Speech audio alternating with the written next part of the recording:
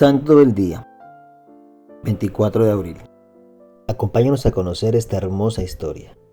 Compártela con tus amigos y hermanos en la fe. Suscríbete para que puedas meditar el Santo del Día junto a tu oración personal. No olvides darle like para llegar a más hermanos en la fe y así crecer más nuestra comunidad.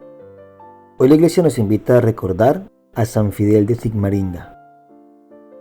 Nació en Sigmaringa, Alemania, en 1577. Tenía una inteligencia muy vivaz y fue enviado a estudiar a la Universidad de Friburgo, donde obtuvo doctorado en ambos derechos, y luego llegó a ser profesor muy estimado de filosofía y letras.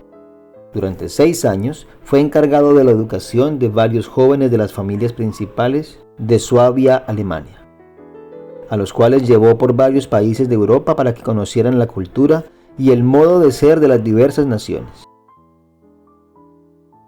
Sus alumnos se quedaban admirados del continuo buen ejemplo de su profesor, en el cual no podían encontrar ni una palabra ni un acto que no fueran de buen ejemplo. Lo que los otros gastaban en chucherías, él lo gastaba en dar limosnas. Como abogado, Fidel se dedicó a defender gratuitamente a los pobres que no tenían con qué costearse un defensor.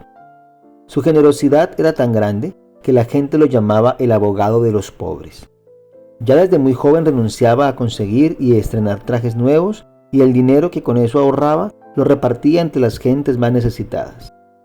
Jamás en su vida de estudiante ni en sus años de profesional tomó licor, ni nadie lo vio en reuniones mundanas o que ofrecieran peligro para la virtud. Un día el abogado, contrario a un pleito, le ofreció en secreto una gran cantidad de dinero con tal de que arreglaran los dos en privado y se le diera la victoria al rico que había cometido la injusticia. Fidel se quedó aterrado al constatar lo fácil que es para un abogado el prestarse a trampas y vender su alma a Satanás por unas monedas como lo hizo Judas, y dispuso dejar la abogacía y entrar de religioso capuchino. Tenía 35 años. Dividió sus importantes riquezas en 2 partes. La mitad la repartió a los pobres y la otra mitad la dio al señor obispo para que hiciera un fondo para costear los estudios a seminaristas pobres. Habiendo sido tan rico y tan lleno de comodidades, se fue a vivir como el más humilde y pobre fraile capuchino. Le pedía constantemente a Dios que lo librara de la tibieza, ese vicio que lo hace a uno vivir sin fervor, ni frío ni caliente, descuidado en sus deberes religiosos y flojo para hacer obras buenas. Y le suplicaba a nuestro Señor que no lo dejara perder el tiempo en inutilidades y que lo empleara hasta lo máximo en propagar el reino de Dios. En Friburgo consiguió la conversión de muchos protestantes y la gente se quedó admirada cuando llegó la peste del cólera, pues se dedicaba de día y de noche a asistir gratuitamente a todos los enfermos que podía. Su austeridad o dominio de sí mismo era impresionante. Su fervor en la oración y en la Santa Misa conmovían a los que lo acompañaban. Era tal el atractivo de sus sermones que hasta los mismos herejes iban a escucharlo. Pero este atractivo fue el que llenó de envidia y rabia a sus opositores y los llevó a escogerlo a él entre todos los compañeros de misión para martirizarlo. Pero él seguía incansable enseñando el catecismo católico y previniendo a sus oyentes contra el peligro de las sectas de evangélicos y demás protestantes. Tenía que prevenir a sus ovejas contra los lobos que acaban con las devociones católicas. Al saber en Roma los grandes éxitos del padre Fidel, que con sus predicaciones convertía a tantos protestantes, lo nombraron jefe de un grupo de misioneros que tenían que irse a predicar a Suiza. Al llegar a Suiza, empezó a oír rumores de que se planeaba asesinarlo porque los protestantes tenían gran temor de que muchos de sus adeptos se pasaran al catolicismo al oírlo predicar.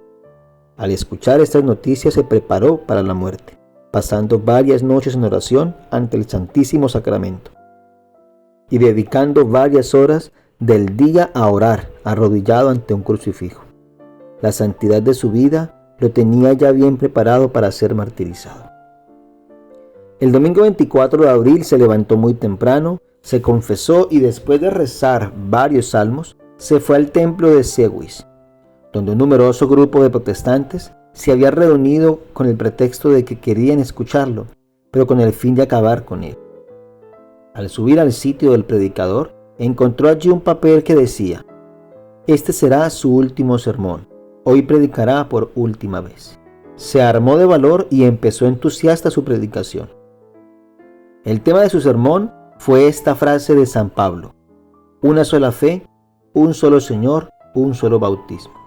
Y explicó brillantemente cómo la verdadera fe es la que enseñan los católicos y el único Señor es Jesucristo, y que no hay varios bautismos como enseñan los protestantes, que mandan rebautizar a la gente. Aquellos herejes temblaban de furia en su interior y uno de los oyentes le disparó un tiro, pero equivocó la puntería.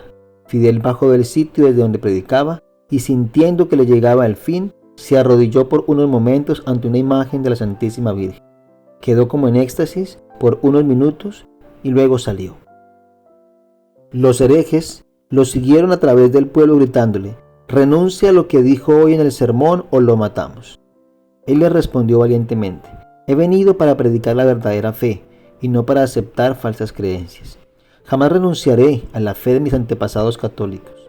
Aquel grupo de herejes, dirigidos por un pastor protestante, le gritaba: «O acepta nuestras ideas o lo matamos». Él les contestó: «Ustedes verán lo que hacen. Yo me pongo en manos de Dios y bajo la protección de la Santísima Virgen. Pero piensen bien lo que van a hacer, no sea que después tengan que arrepentirse muy amargamente». Entonces lo atacaron con palos y machetes y lo derribaron por el suelo, entre un charco de sangre. Poco antes de morir, alcanzó a decir: «Padre, perdónalos». Dios demostró la santidad de su mártir, obrando maravillosos milagros junto a su sepulcro. Y el primer milagro fue que aquel pastor protestante que acompañaba a los asaltantes se convirtió al catolicismo y dejó sus errores. El Papa Benedicto XIV lo declaró santo en 1746. Hoy en su día, pidamos a San Fidel de Sigmaringa que nos dé valor para enfrentar a los enemigos de la fe católica. Oramos por todas las personas que hoy celebran el don de la vida. Felicidades por su cumpleaños. También por los que ya partieron en la presencia del Padre. Escribe tu oración en los comentarios y nombra a esa persona especial.